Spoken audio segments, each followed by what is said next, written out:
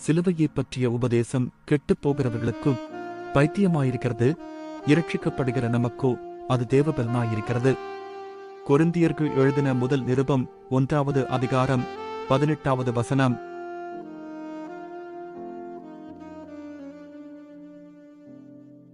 சிலுவையைப் பற்றிய உபதேசம் கெட்டுப் போகிறவர்களுக்கு பைத்தியமாயிருக்கிறது, இரட்சிக்கப்படுகிற நமக்கோ அது தேவபலனாயிருக்கிறது. கொரிந்தியர்கள் எழுதின முதல் நிருபம் 1வது அதிகாரம் 18வது வசனம்.